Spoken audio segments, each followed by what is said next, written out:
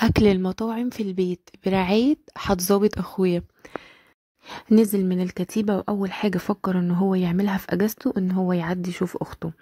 ربنا يحميه ويحفظه يا رب، هو وكل اللي زيه. هو فاجئني بصراحة، ما كنتش عارفة هعمل إيه. فأنا بقى عارفة دماغه وعارفة هو بيميل لإيه وبيحب إيه. فهو بيميل أكتر لأكل المطاعم، وكمان بيحبه قوي من إيدي. يعني هو أول ما بيجي بيطلب مني كده أكلات هو بيبقى جربها بره، فبيبقى حابب بقى إن أنا أعملها له. بس المرة دي بقى بجد أبهرته. الطواجن دي بقى بتتعمل بأفكار كتير وبكذا طريقة، هقول لكم أبسط الطرق وتطلع معاكم بقى النتيجة تحفة وأحلى كمان من المطاعم بكتير. عملت له بقى الطواجن الجامدة اللي انتوا هتشوفوها دي، وكمان صنف حلو بسيط خالص. الفيديو بتاعه هينزل بعد الفيديو ده ان شاء الله، عشان بس ما اطولش عليكم المدة. تعالوا بقى نشوف عملت ايه. كان عندي بانيه، نص كيلو بانيه قطعته مكعبات كده صغيرة، وحطيت له ملح وفلفل وخلطة بقى الانقاذ. بالنسبة لي دي انا بحطها في برطمان كده، بجمع التوابل اللي هقول لكم عليها وبحطها في برطمان. بتبقى بقى منقذي في اي حاجة شغالة، تتبيلة فراخ، في خلطة المحشي. بصوا مش بتقول لأ في اي حاجة خالص، وبجد بتدي كل حاجة بحطها عليها طعم تحفة. التوابل عبارة عن ايه؟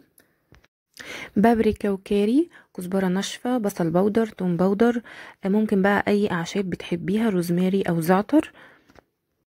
وسبت كده الفراخ في التلاجة تتبل بقى براحتها وبتشرب من التتبيلة. دلوقتي بقى هسلق المكرونة، اي نوع مكرونة بتحبيه. حطيت في مية السلق معلقة من الملح وشوية صغيرين من الزيت. في ناس مش بتحب تحط الزيت، بتقول الجزيئات بتاعته اصلا مش بتمتزج مع المية. دي حقيقة. ولكن بيجي في المكرونة، يعني الزيت بيلمس المكرونة، فده بيمنع ان هي تتعجن. انا مش بحط الزيت عشان المية يا جماعة. بس وبعد كده بقى بسيب المكرونة تتسلق، بس مش السلق اللي هو الكتير اللي يخليها تبقى معجنة كده، لا هي 9 دقايق بالظبط بتبقى مظبوطة قوي.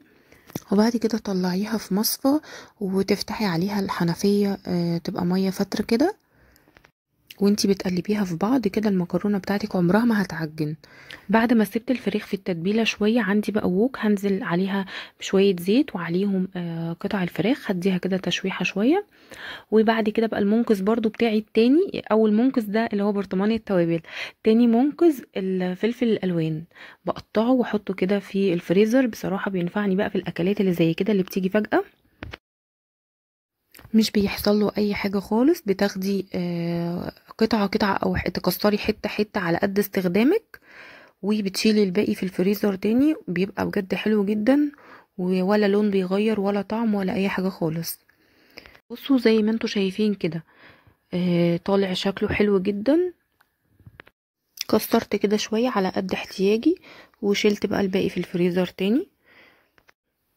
شوحت بقى الفراخ مع الفلفل الالوان شوية لحد بقى ما حسيت ان الفراخ استوت خلاص.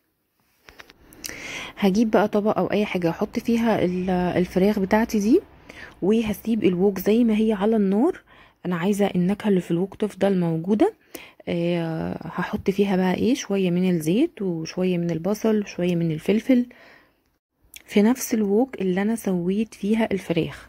زي ما قلت لكم انا عايزة التتبيلة كده بتاعت الفراخ اللي كانت موجودة تيجي معايا في الخلطة دي.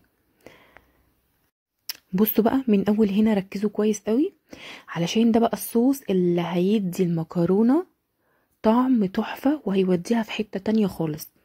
عايزة اقول لكم ان الطواجن دي، طواجن بقى البينك صوص او البراون صوص او الوايت صوص، كل الحاجات دي بتتباع بره بمبالغ صعبة قوي.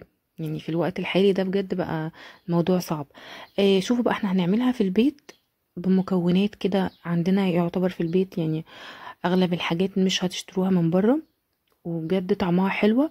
وفي امكانياتنا بقى نحط ايه ونشيل ايه ونضيف ايه، الاضافات اللي هي بتبقى الاوبشن الزيادة ده بيبقى في ايدينا.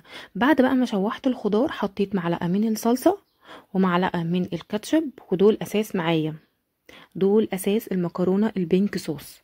بعد ما شوحت الخضار نزلت بيهم وهديهم تقليبه كده مع بعض. هي معلقتين من الصلصه ومعلقه من الكاتشب، سوري انا قلت معلقه ومعلقه، لا هي 2 و1. هنقلب بقى كله مع بعض، وهنركن بقى الووك دي بقى كده على جنب. وبعد كده بقى هجيب حله معايا، هحط بقى فيها معلقتين من السمنه ومعلقتين من الدقيق. لو بتحبي بقى الصوص كتير زيي بتخليهم 3 معالق من السمنه على 3 معالق من الدقيق. المهم النسبه تكون متساويه، يعني نسبه السمنه او الزبده الدهون عموما تبقى متساويه مع الدقيق.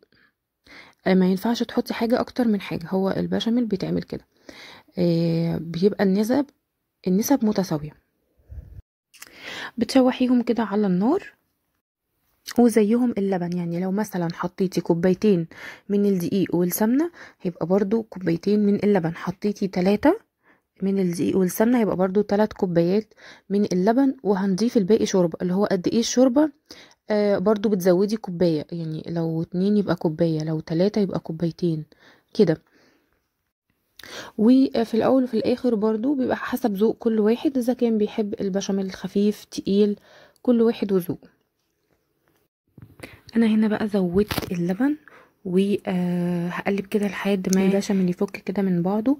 وعندي معلقه من الجبنه الكريمي، جبنه نيستو موجوده، اي جبنه موجوده عندك، جبنه كيري اللي موجود عندك بتاخدي منه قطعه واحده او معلقه واحده. وكان عندي برضو قشطه في الفريزر، اخدت برضو منها معلقه وحطيتها على الصوص. اخر حاجه بقى هحطها هي الملح والفلفل الاسود ومكعب من المرق، وده اساس معايا في الوصفه دي. ممكن تستغني عنه وتحطي شوربه مفيش مشكله.